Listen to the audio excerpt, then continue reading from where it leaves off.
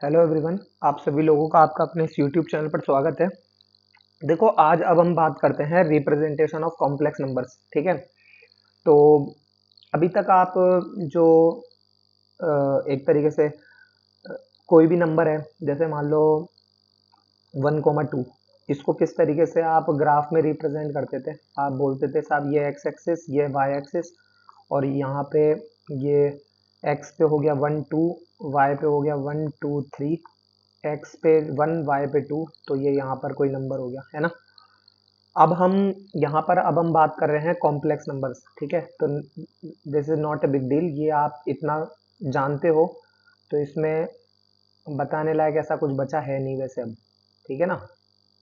अरे भाई,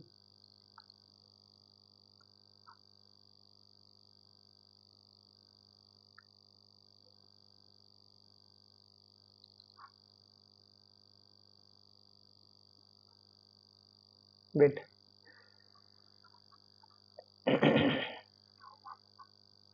ठीक है, इसमें कुछ ऐसा बचा है नहीं वैसे।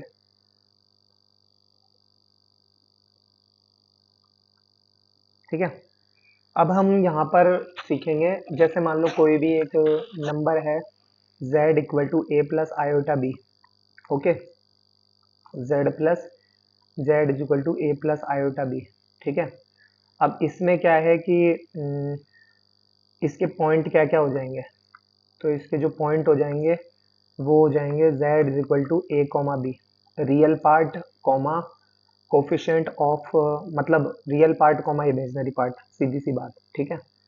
अब इसको अगर हमें ग्राफिकली रिप्रेजेंट करना है तो इसका क्या तरीका है, देखो। तो ये हो गया। ठीक है। y एक्सिस, ये हो गया हमारा x एक्सिस। ठीक है। अब इसमें मान लीजिए आपके पास, इसे कहेंगे क्या क्या वो देख लो एक बार। ये x एक्सिस और ये y एक्सिस। y एक्सिस, अब जो x एक्सिस होगा, आपको पता है जो x एक्सिस वाला जो कोफिशिएंट होता है बेसिकली a, ये इसका रियल पार्ट है, तो इसे बोलेंगे रियल एक्सिस। इसे क्या बोलेंगे, रियल एक्सिस। ठीक है। और ये जो y एक्सिस वाला जो पोर्शन है इसे बोलेंगे इमेजिनरी एक्सिस। Imaginary axis. ठीक है ना। Imaginary axis. ओके। अच्छा। अब इसमें मान लीजिए यहाँ पर एक कोई पॉइंट है, ठीक है, जिसे z कहेंगे हम। उसकी ये जो ओरिजिन हो गया, उसकी यहाँ से ये जो डिस्टेंस है ये है a, और ये वाली जो डिस्टेंस है दैट इज b। ठीक है। तो ये लिख दिया हमने। तो ये जो पॉइंट हो जाएगा ये हो जाएगा a कॉमा बी। इसके जो कोऑर्डिनेट्स हो जाएंगे वो हो जाएंगे a कॉमा जीरो। इसके जो कोऑर्डिनेट हो जाएंगे वो हो जाएंगे 0 कॉमा बी। ओके। अच्छा। इसे बोलेंगे क्या, इसे बोलेंगे हम आर्गेंड या फिर कॉम्प्लेक्स प्लेन, है ना। इसे हम बोलेंगे आर्गेंड या फिर कॉम्प्लेक्स प्लेन। आर्गेंड या फिर कॉम्प्लेक्स प्लेन। Complex plane. ठीक है ना। ये लो।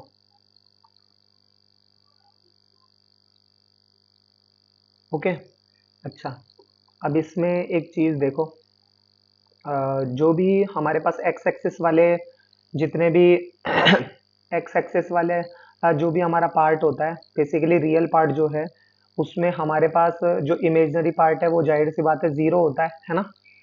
तो एक्स एक्सिस पर वो ही पॉइंट लाई करेंगे, है ना। वो इस प्रकार के होंगे, देखो।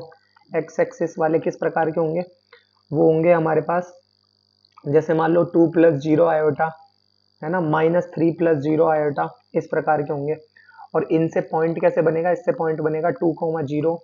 इससे पॉइंट कैसे बनेगा, -3, 0, -3, 0, इस प्रकार के, है ना। तो ये जो होंगे, ये वाले जो होंगे, इसे बोलते हैं हम purely real part. Purely real part. ठीक है। और वाई एक्सिस पे हमारे किस प्रकार के होंगे, वाई एक्सिस पर हमारे पास होंगे वो होंगे, जैसे मान लो 0 - 3 आयोटा, या फिर 0 + 2 आयोटा, है ना। इस प्रकार के होंगे ये वाले, हम होंगे, इन्हें हम क्या कहेंगे, प्योरली इमेजिनरी। प्योरली इमेजिनरी वाले पार्ट कहेंगे। इसके लिए पॉइंट क्या हो जाएगा, 0, -3। इसके लिए कोऑर्डिनेट क्या हो जाएगा, 0, 2, इस प्रकार से। ठीक है। अच्छा। अगर जैसे एग्जांपल के तौर पर मान लो अब ये आपको शो करने के लिए कह दे ग्राफ में मान लो आपको कह दिया z बराबर -1 + 3 i को शो कीजिए, तो पहले तो इससे पॉइंट निकालो, इससे पॉइंट हो जाएंगे -1, 3 x पे नेगेटिव और y पे positive. You know very well कि x पे तो नेगेटिव यानी यहाँ पर, और y पे पॉजिटिव यानी मान लो यहाँ -1 और यहाँ पे कहीं पे 3 बैठा हुआ था, तो ये पॉइंट यहाँ पर कहीं पर आ जाएगा, राइट। एक ये आ जाएगा और ये डैश डैश डैश, ठीक है ना, क्लियर। अच्छा, इसी तरीके से एग्जाम्पल में हमारे पास जो भी पॉइंट आएंगे हम उसी क्वाड्रेंट में हम हमारे पॉइंट को ले जाएंगे, ठीक है ना। अब एक बार के लिए हम बात करते हैं मॉड्यूलस के बारे में, ठीक है ना। मॉड्यूलस ये रहा, ठीक है। 3 important terms, modulus of complex number. देखो मॉड्यूलस क्या होता है, मैंने आपको बताया था प्रीवियस लेक्चर में कि मैं इसके बारे में जरूर बात करूंगा, तो वो अब टाइम आ गया। देखो z बराबर होता है a plus iota B, a plus iota B, तो ये जो मॉड्यूलस होगा वो होगा ये वाला मॉड्यूलस इक्वल टू ये हो जाएगा √a² + b², ठीक है। अब आपको लगेगा कि क्या ये वही मोड है, ये क्या ये मॉड्यूलस फंक्शन है, तो नहीं, बट इसकी कुछ प्रॉपर्टीज जो है वो मॉड्यूलस फंक्शन से सिमिलर होगी, बट आपको इनको अलग ही मानते हुए चलना है, ठीक है ना। आपको इसको एक तरीके से जीरो से ही लेके चलना है, ठीक है ना। अब ये आया कैसे होगा उस पर एक बार हम विचार कर लेते हैं, ठीक है। तो देखो जस्ट 1 मिनट, ये हमें यहाँ पर एक बार मैं जगह बना देता हूँ।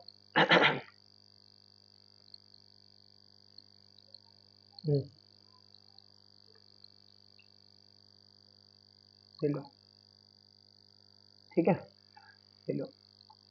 अब जैसे कि मान लो ये आपके पास ग्राफ हो गया, यहाँ पर कोई पॉइंट है, ठीक है, z उसके कोऑर्डिनेट है a, b, ठीक है। तो जाहिर सी बात है ये वाली जो डिस्टेंस होगी हमारे पास वो क्या हो जाएगी, y एक्सिस वाली b, और ये वाली जो डिस्टेंस हो जाएगी ये हमारे पास क्या हो जाएगी a, क्योंकि इस पॉइंट के कोऑर्डिनेट क्या होंगे a, 0, और इस पॉइंट के यहाँ पर जो होगा कोई पॉइंट इसके कोऑर्डिनेट क्या होंगे 0, b। बट मैं उस पर बात ही नहीं कर रहा, मैं तो ये कह रहा हूँ अगर मुझे ये डिस्टेंस पता करनी है तो उसका क्या तरीका है, ये वाली डिस्टेंस। तो जाहिर सी बात है पाइथागोरस लगा दो, ये इसके ऊपर 90 होता ही है, तो ये हो जाएगा base square plus perpendicular square, ठीक है। इसे कहेंगे इसका मॉड्यूलस, क्या कहेंगे इसे, मॉड्यूलस, ठीक है। तो ये मोड ऑफ जेड निकालने का तरीका है अंडर रूट में a² + b², ठीक है। ये होती क्या है, ये बेसिकली डिस्टेंस फ्रॉम ओरिजिन होता है। क्या होता है, distance from origin, distance from origin, from origin, origin से डिस्टेंस होती है, क्लियर। अच्छा, इसी तरीके से अगर मैं बात करूं, ये तो इसका हो गया, और अगर रुको 1 मिनट, चलो ठीक है, ये तो मॉड्यूलस ऑफ कॉम्प्लेक्स नंबर हो गया। अगर मैं इसके बारे में बात करूं तो मॉड्यूलस के बेसिकली 3 भाई है आपस में इसके, है ना। मॉड्यूलस के नहीं, कॉम्प्लेक्स नंबर के। कौन कौन, जैसे कोई भी कॉम्प्लेक्स नंबर अगर z है तो उसका एक तो होता है मॉड्यूलस, ठीक है, एक होता है उसका आर्ग्यूमेंट, आर्ग्यूमेंट, ठीक है, और एक होता है हमारे क्या उसमें कॉन्जुगेट, कॉन्जुगेट, ठीक है ना, कॉन्जुगेट। ये 3 होते हैं हमारे पास, ठीक है। मॉड्यूलस क्या मैंने आपको बता दिया, ये क्या होता है, डिस्टेंस फ्रॉम ओरिजिन होता है मॉड्यूलस, तो डिस्टेंस फ्रॉम ओरिजिन होता है, ठीक है। ये आर्ग्यूमेंट क्या होता है इसके बारे में हम लोग बात करते हैं, थोड़ा सा वेट करो। बाकी आप एक बार कॉन्जुगेट देख लो, तो कॉन्जुगेट क्या होता है, ये होता है mirror image of z in real axis, है ना, mirror image, mirror image of z in real axis, real axis, और रियल एक्सिस मतलब एक्स एक्सिस, ठीक है। एक्स एक्सिस में रियल मतलब मिरर इमेज होती है किसी भी पॉइंट की। जैसे मान लो एक ग्राफ हो गया, यहाँ पर कोई भी पॉइंट था जिसके कोई भी कॉम्प्लेक्स नंबर था जिसके कोऑर्डिनेट a, b है, तो इसकी मिरर इमेज जाहिर सी बात है यहाँ पे कहीं पे होगी, दैट इज कॉल्ड z बार। तो ये a, -b हो जाएगी। एक्स एक्सिस तो यहाँ पे वैसे भी पॉजिटिव ही होता है, ठीक है ना, इसी की मिरर इमेज है ये, क्लियर। यानी मेरे कहने का यहाँ ये मतलब है कि यदि z इक्वल टू, है ना, z equal to a plus iota B है, a प्लस आयोटा बी है, तो z बार क्या हो जाएगा, z बार हो जाएगा a minus iota B, a minus iota B. तो अच्छा, तो बेसिकली मैंने क्या b की जगह माइनस बी पुट करे हैं, तो आंसर इज नो। मैंने यहाँ पर आयोटा की जगह माइनस आयोटा पुट करा है, इससे इसमें जाने के लिए मैंने आयोटा की जगह माइनस आयोटा पुट करा है। वेट, आयोटा की जगह माइनस आयोटा पुट करा है, माइनस का आयोटा, ठीक है ना, ये है बात। अच्छा, एक बात और कि चलो पहले यही सुन लो, आयोटा की जगह माइनस आयोटा पुट करा है, तो बेसिकली क्या ये दोनों भी एक दूसरे के देखो z के लिए जो z बार है वो इसका z बार है ना, z बार का भी बार करोगे तो z ही हो जाएगा, ठीक है, क्योंकि इसमें ये माइनस आयोटा है। अब इस आयोटा की जगह अगर आप माइनस आयोटा पुट करते हो तो माइनस माइनस प्लस और आयोटा की जगह, तो यानी यहाँ पहुंच जाओगे आप। तो इसके लिए ये z बार है और इसके लिए ये z बार है, ठीक है। तो ये दोनों भी एक तरीके से क्या है, conjugate of each other, conjugate of each other, conjugate of each other, okay. ये आपको थोड़ा सा समझना पड़ेगा, ठीक है ना। अच्छा, एक बात और जो मैं अभी बात बता रहा था, देखो ये जो वैल्यू है a square plus B square, इसमें तो आप खुद सोचो, आपको ये तो पता ही है कि जब भी z एक कॉम्प्लेक्स नंबर होता है तो उसमें a और b तो क्या होते हैं, रियल नंबर्स होते हैं, रियल वैल्यूज होती है ना। तो ये a और b अगर एक रियल नंबर्स है और इन रियल नंबर्स के स्क्वायर का सम का रूट लूंगा, तो जाहिर सी बात है ये भी एक रियल क्वांटिटी आएगी। तो ये याद रखना, ये क्या आएगी, एक रियल क्वांटिटी आएगी, रियल क्वांटिटी आएगी, क्वांटिटी, रियल क्वांटिटी आएगी, क्लियर। अच्छा, इस चीज का आपको समझना पड़ेगा, ठीक है। और अब आर्ग्यूमेंट जो मैंने अभी अभी आपको कहा था कि आर्ग्यूमेंट बताऊंगा, तो देख लो आर्ग्यूमेंट क्या होता है। तो आर्ग्यूमेंट बेसिकली आर्ग्यूमेंट देखो, आर्ग्यूमेंट आर्ग्यूमेंट क्या होता है बेसिकली, ये हो गया आपका y एक्सिस, ये हो गया आपका x एक्सिस, ठीक है, इसमें x एक्सिस और ये हो गया y एक्सिस, ठीक है ना। इसमें x एक्सिस की पॉजिटिव डायरेक्शन से बनाया जाने वाला एंगल, ठीक है, किसका, जैसे मान लो ये कोई पॉइंट है z है, तो ये जो ओरिजिन से डिस्टेंस होगी ये O, तो x एक्सिस की पॉजिटिव डायरेक्शन मींस ये यहाँ से इस डिस्टेंस के साथ बनाया जाने वाला जो एंगल होगा, that is called our argument, that is called our argument. तो theta is equal to argument of z, theta equal to argument of z, argument of z, ठीक है ना। ये थीटा आर्ग्यूमेंट कहलाएगा। एग्जाम्पल के तौर पर बात करते हैं, देखो जैसे कि एग्जाम्पल के तौर पर z बराबर -1 प्लस आयोटा कोई एग्जाम्पल है, तो इसके जो पॉइंट होंगे वो क्या होंगे, -1, 1 है ना। इसका जो आपका डिस्टेंस फ्रॉम ओरिजिन है ना, distance from origin that is called modulus, है ना। तो इसका, एक मिनट, ये वैल्यू निकालो एक बार, तो ये कितने आ जाएगी इसकी, mod of z equal to under root of A square plus B square, तो -1 का स्क्वायर 1, 1 का square 1, that is √2, that is √2। और इसका z बार अगर निकालना है तो वो क्या हो जाएगा, z बार की जगह आयटा की जगह माइनस आयटा, तो इसमें आयटा की जगह माइनस आयटा पुट कर दो, तो -1 आयटा की जगह माइनस आयटा, राइट। अब हम बात करते हैं आर्ग्यूमेंट ऑफ z अगर कैसे निकालते हैं, तो देखो आर्ग्यूमेंट ऑफ z के लिए क्या करना है हमें बेसिकली, मैंने आपको बताया एक्स एक्सिस की पॉजिटिव डायरेक्शन से बनाया जाने वाला एंगल, तो यहाँ पर ये थीटा हो गया, है ना। इसे इस तरीके से भी लिखते हैं, theta equal to ARG of z, है ना, आर्ग्यूमेंट ऑफ z, है ना। अब इसको एक बार बना के देखते हैं ये कैसे आ रहा है, देखिए ये पॉइंट कहाँ पे आ रहे हैं, देखो वेट,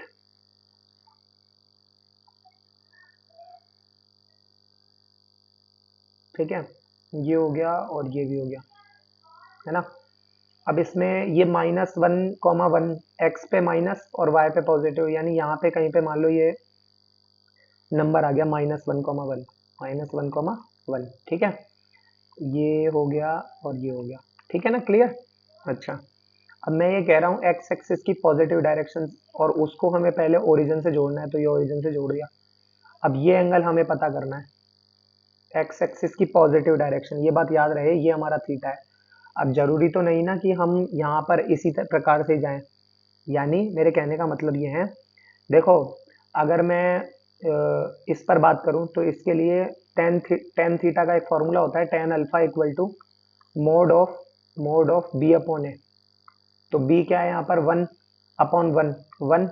और आपको पता है अल्फा इक्वल टू क्या हो जाएगा, टेन 45 डिग्री, 45 डिग्री हो जाएगा। यानी ये वैल्यू जो होगी ये हमारे पास कितनी होगी, 45 डिग्री। अब हमें ये पता करनी है, तो 180 में से 45 लेस कर दोगे तो 3 पाई बाय 4 आ जाएगा हमारे पास। कितना आ जाएगा, 3 पाई बाय 4।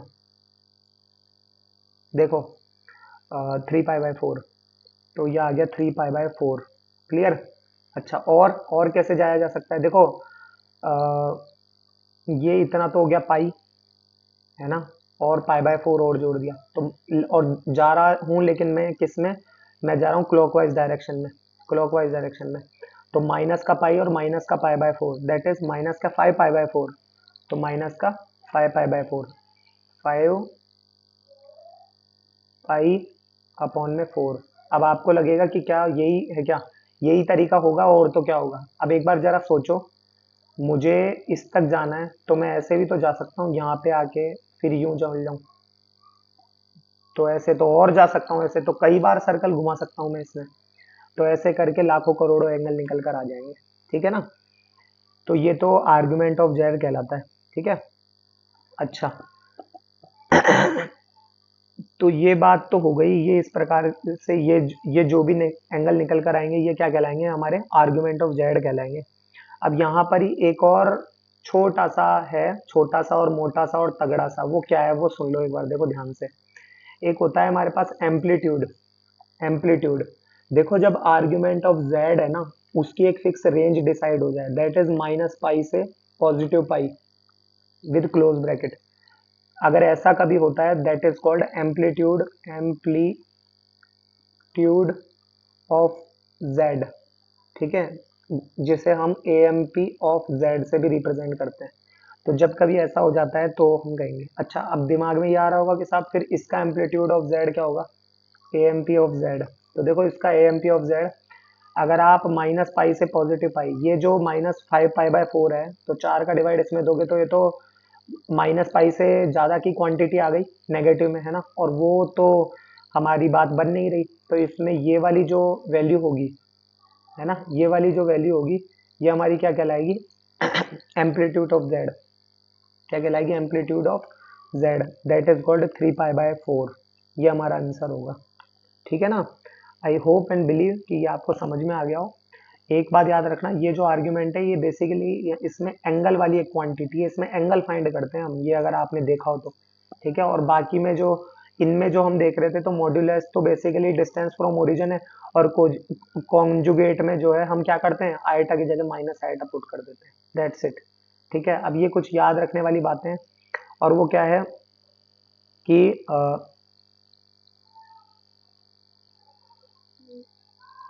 ये तो है। अब अगर मैं इसमें, चलो एम्पलीट्यूड का मैं आपको एक बार फिर से बता देता हूँ, या ये पहले ये एक बार पढ़ा देता हूँ, फिर मैं आपको एम्पलीट्यूड को और अच्छे से पढ़ा दूंगा। देखो mode of Z represent distance, it is real and positive. ये अभी मैंने अभी अभी यहाँ आपको मैंने यहाँ पर बताया कि मोड ऑफ जेड जो है वो क्या होती है, रियल क्वांटिटी होती है। क्या होती है, रियल क्वांटिटी होती है ये एक, ठीक है ना, मोड ऑफ जेड, ठीक है। अच्छा, mod of z is a real and positive, और क्या पढ़ा है हमने, मोड जेड रिप्रेजेंट डिस्टेंस, है ना। अच्छा, mod of Z equal to 0, तो जेड बराबर 0 + 0 आएगा। ये तभी पॉसिबल है अगर डिस्टेंस ही 0 हो जाए। वो कब हो सकता है, डिस्टेंस 0 कब हो सकती है ओरिजिन से, भाई जब कोई पॉइंट खुद ही ओरिजिन पे जाके बैठ जाएगा, खुद ही ओरिजिन पे जाके बैठ जाएगा, दैट मीन्स वहां पर एक्स और वाई की वैल्यू क्या हो जाएगी, 0 0, तो ये तब पॉसिबल है, ठीक है। Modulus function and mod Z both are different things. बिल्कुल, मॉड्यूलस फंक्शन जो आप अभी तक पढ़ के आए हैं, जो आपको मैंने बेसिक मैथमेटिक्स में भी पढ़ाया है, वो और ये मॉड्यूलस, ये मोड, ये दोनों अलग अलग बातें हैं, ठीक है। हालांकि इनमें कुछ चीजें मैंने आपको बताया भी था कि ये सिमिलर चलती है, बट आपको इसको अलग ही लेके चलना है, ठीक है ना। z बराबर a प्लस आयोटा भी है और a square plus B square, मतलब अगर कभी z बराबर a प्लस आयोटा बी आ जाए और a square plus B square जैसी कोई बात आपको उसमें दिख रही है is involve in equation, then think of mod z, तो आपको मोड z के बारे में ही सोचना है। थिंक ऑफ मोड z, तो आपको मोड z के बारे में ही सोचना है। ये एक तरीके की हिंट आ गई आपके पास, क्या है ये, एक प्रकार की इस हिंट है, ठीक है ना। अच्छा, अब वहां तक पहुंचूं मैं एक बार, तो मैं आपको एक बार कॉन्जुगेट के बारे में, ये जो एम्पलीट्यूड है इसके बारे में थोड़ा सा और बता देता हूँ। ये तो एक ही एग्जांपल हो गया, देखो, वेट, ठीक है, लो, देखो अगर आपके पास है ना इस तरीके की सिचुएशंस आ जाए, जस्ट लाइक ये हो गया, यहाँ पे मान लो एक पॉइंट है 1,1, तो 1,1 है तो टेन थीटा भी निकालोगे तो वो बी अपॉन है, तो 1/1 45 डिग्री, तो क्लियरली दिख रहा है कि ये क्या है, पाई/4 हो गया, एक्स एक्सिस की पॉजिटिव डायरेक्शन से बनने वाला एंगल, ठीक है। तो अब अगर आपको आर्ग्यूमेंट ऑफ जेड के लिए कहे, आर्ग्यूमेंट ऑफ जेड के लिए कहे, तो वो तो एक तो पाई/4 क्लियरली हमें दिख ही रहा है, और कैसे पहुंचा जा सकता है यहाँ पे, गौर करो, एक हम ऐसे भी तो पहुंच सकते हैं क्लॉकवाइज डायरेक्शन के हिसाब से, तो ये कितना हो जाएगा, 2 पाई में से पाई/4 -2 पाई माइनस प्लस पाई/4, है ना, तो वो कितना हो जाएगा, माइनस का 7 पाई/4, है ना। तो एक ये हो गया, और हम पाई प्लस पाई/4 भी तो जाके पहुंच सकते हैं, तो पाई प्लस पाई/4 कितना हो जाएगा, 9 पाई/4, सॉरी, 2 पाई प्लस पाई/4, यहाँ से ये पूरा एक एंगल बिछा के, अरे भाई यहाँ से ऐसे भी तो पहुंच सकते हैं हम, ठीक है। तो 2 पाई में पाई/4 जोड़ा, तो 4 दूना 8 और 1 9 पाई/4, कहाँ पे पहुंच गए, 9 पाई/4। और ये तो मैंने आपको बताया ही है कि अपोजिट डायरेक्शन से जाएंगे तो कितना हो जाएगा वो, 7 पाई/4 आ रहा है, बट जो है हमने क्लॉकवाइज डायरेक्शन में जा रहे हैं तो माइनस का 7 पाई/4 आ जाएगा। इस प्रकार से कई प्रकार के एंगल आ जाएंगे, ठीक है। और अगर इसकी कई, अगर हम एम्पलीट्यूड ऑफ जेड अगर हमें पता करना है तो उसका क्या तरीका है, तो वो तो आपको पता है, ये चीज अभी अभी बताई है मैंने कि अगर ओपन ब्रैकेट माइनस जेड से क्लोज ब्रैकेट जेड तक अगर हमारी बात पहुंचती है, यानी ये इसको अगर फॉलो होता है ये, तो हम कहेंगे कि ये क्या है, एक ये इसका तब एम्पलीट्यूड ऑफ जेड कहलाएगा, तब क्या कहलाएगा, एम्पलीट्यूड ऑफ जेड। तो ये एम्पलीट्यूड ऑफ जेड आ जाएगा इसका कितना, पाई/4, पाई/4, ठीक है ना। अच्छा, और देखो अगर इस तरीके से आ जाए, ये आ गया, और मान लो यहाँ पर कोई नंबर आ जाए -1,1, -1,1, तो ये, सॉरी, ये वाली जो डिस्टेंस है, अब ये जो एंगल होगा माइनस का 1/1, तो ये तो 45 डिग्री एक्स एक्सिस की नेगेटिव डायरेक्शन के साथ आ जाएगा, तो ये 45 डिग्री आ गया यहाँ पे, है ना। अब ये एंगल अगर मुझे पता करना है, ये वाला क्योंकि ये तो नेगेटिव एक्स एक्सिस के साथ बनने वाला एंगल है, हमें तो पॉजिटिव एक्स एक्सिस के साथ बनने वाले एंगल को ही हम आर्ग्यूमेंट ऑफ जेड कहेंगे, argument of z, then what it will be, तो ये हमारा कितना हो जाएगा, देखो, पाई प्लस मतलब पाई में से, है ना, 0 से पाई गए तो पाई में से पाई/4 लेस कर दिया हमने, तो दैट इज, देखो ये पाई हो गया, और पाई में से हमने पाई/4 हमने लेस करा, तो कितना हो गया ये, 3 पाई/4, 3 पाई/4, और यहीं पे ही तो हम ऐसे भी जा सकते हैं, है ना, तो ये क्लॉकवाइज डायरेक्शन में, तो ये क्लॉकवाइज में फिर नेगेटिव आ जाएगा, तो वो कितना हो जाएगा, माइनस का 5 पाई/4, और इस प्रकार के कई सारे एंगल निकल कर आ जाएंगे। तो एम्पलीट्यूड ऑफ जेड कैसे निकलेगा, उसके लिए तो यही 3 पाई/4, क्लियर। अच्छा, उसके बाद देखो इधर देखो, ये हो गया। यहाँ पर एक वैल्यू आ जाए, मान लो -1, -1, -1, तो वही बात कि अभी तो ये यहाँ पर तो एक्स एक्सिस की नेगेटिव डायरेक्शन से बनने वाला एंगल है, बट हमारा जो लॉजिक कहता है वो तो कहता है कि एक्स एक्सिस की पॉजिटिव एक्स एक्सिस से बनने वाले एंगल को ही हम कहेंगे। तो वो तो ये रहा, वो तो ये रहा। तो और क्लियरली दिख रहा है आपको कि ये भी 45 है और ये भी 45 है ना। तो ये वाला एंगल अगर हमें पता करना है तो उसके लिए क्या करेंगे, argument of z is equal to, इसमें भी वही कि क्या बोलते हैं, π/2 में या तो π/4 जोड़ दो, है ना, π/2 में π/4, तो लेकिन ये नेगेटिव π/2 है ना। और या फिर एक तरीका क्या है, पाई में से π/4 क्लॉकवाइज डायरेक्शन में है ना, तो एक तो यही देखो, एक तो ये हो गया कि पाई में π/4 जोड़ दिया तो 5π/4 पे पहुंच गए हम लोग, 5π/4 पे पहुंच गए, ठीक है। और ये क्लॉकवाइज डायरेक्शन में है, क्लॉकवाइज डायरेक्शन में है, तो पाई में से π/4 घटा दो तो 3π/4, बट नेगेटिव क्वांटिटी है ना। इस प्रकार से इसमें भी वही लाखों करोड़ों एंगल आ जाएंगे। तो एम्पलीट्यूड ऑफ जेड कितना आ जाएगा, एम्पलीट्यूड ऑफ जेड आ जाएगा नेगेटिव डायरेक्शन, है ना, ये वाली वैल्यू, क्योंकि 5π/4 इस बार जो है वो आ, हमारी जो आर्ग्यूमेंट ऑफ जेड की जो रेंज होती है, ये जो रेंज है ये वाली -π से पाई की, इस रेंज को के अंदर नहीं आ रहा ये, है ना, क्योंकि रटा हुआ होता है ना जिसके, वो सोचता है कि हर बार शायद 5 देखो π/4 तो π/4, 3π/4 तो 3π/4, तो ऐसे लगने लगता है कि शायद 5π/4 तो 5π/4, बट ऐसा नहीं होगा, रटना नहीं है हमें, ठीक है ना। तो -3π/4 आ जाएगा, क्लियर। इसी प्रकार से अगर इसका देखें तो ये कितना हो जाएगा देखो, तो ये यहाँ पे मान लो कोई वैल्यू है 1, -1, ठीक है, कोई नंबर है, तो इसमें भी वही, तो ये भी वही 45 डिग्री एक्स एक्सिस की पॉजिटिव डायरेक्शन से, और ये वाई एक्सिस की नेगेटिव डायरेक्शन से 45 डिग्री, तो ये 45 डिग्री। तो इसके लिए क्या करें, argument of Z, argument of Z, उसके लिए क्या करें, तो इसमें तो 2π - π/4 कर दो, तो 4 दूना 8 में से एक गए, 7π/4, राइट। अच्छा, और ये क्या कर दें, एक नेगेटिव π/4 तो क्लियरली दिख ही रहा है, इसमें भी वही है, इसी प्रकार से लाखों करोड़ों एंगल आ जाएंगे।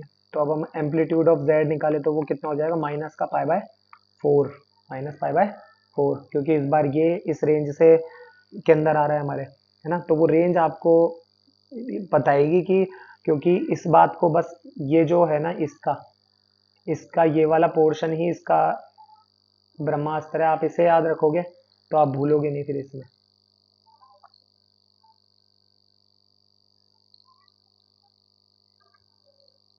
ये अरे वेट,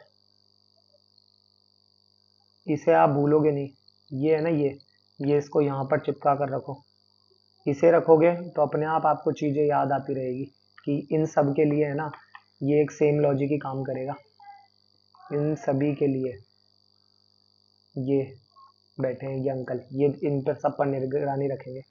इज इट क्लियर और नॉट, ठीक है ना, इस तरीके से ये होगा, क्लियर। ये मैंने आपको बता ही दिया। अब कॉन्जुगेट ऑफ कॉम्प्लेक्स नंबर्स में जो भी अभी हमने बात की, एक तो मॉड्यूलस मैंने आपको बता ही दिया था, ठीक है। एक कॉन्जुगेट के लिए जो और क्या जानने लायक, तो यही रह गया कि जेड को, इसको, इसमें क्या होता है, जेड बार से इसे डिनोट करते हैं, या फिर जेड की पावर सी से भी इसको डिनोट कर देते हैं, या फिर कई जगह इसको जेड की डैश से भी डिनोट कर देते हैं, ठीक है।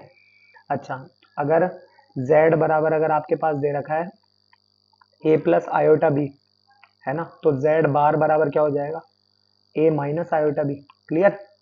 अरे सही बात है ना, यही तो होगा, ठीक है ना। अच्छा, आगे देखो, और अब ये कुछ चीजें हैं, वो क्या है देखो, इफ a z बराबर a+i/b, देन z बार क्या होगा, तो z बार a-i/b हो जाएगा। अगर z बराबर i/b दे रखा है तो this is nothing but 0+i/b, 0+i/b, और आपको पता है हमें बेसिकली z की आयोटा की जगह माइनस आयोटा करना होता है, तो ये कितना हो जाएगा, माइनस का i/b, राइट। अच्छा, z बराबर अगर a आ जाएगा तो this is nothing but a+0b, sorry, a iota b नहीं, ए प्लस जीरो आयोटा, है ना, आयोटा जीरो कह दो या फिर ये, तो इसमें तो कोई फर्क पड़ेगा नहीं, तो ये ए ही रह जाएगा। ठीक है ना, क्लियर। अच्छा, तो हमने यहाँ एक चीज देखी कि z और z बार, है ना, अगर ये दोनों बराबर होंगे, कब के लिए, प्योरली रियल के लिए। किसके लिए, purely real. If and only if z is equal to क्या हो हमारा, प्योरली रियल, है ना। और z बराबर, वेट, z बराबर z बार हो, कब, जब नेगेटिव यहाँ लगा देंगे। अगर नेगेटिव लगा देंगे तो हमारा काम बन जाएगा। ठीक है, और इससे एक बात तय होती है कि z प्लस जेड बार बराबर जीरो। ये बहुत इंपॉर्टेंट चीजें बता रहा हूँ मैं आपको, ये भी बात देखने में हो सकता है आपको ये बहुत छोटी छोटी बातें लग रही हो, बट ये जब क्वेश्चंस में यूज में आएगी ना तो आप इनको नकार नहीं पाओगे। ये कब होता है, z इज प्योरली इमेजिनरी होता है, जब प्योरली इमेजिनरी। Okay, clear. तो नेक्स्ट वीडियो में हम लोग बात करेंगे थ्री इंपॉर्टेंट टर्म्स के बारे में। ठीक है, ये आर्गुमेंट ऑफ कॉम्प्लेक्स नंबर, ये वैसे मैं बता चुका हूँ। ठीक है, तो मिलते हैं नेक्स्ट लेक्चर में। ठीक है, धन्यवाद।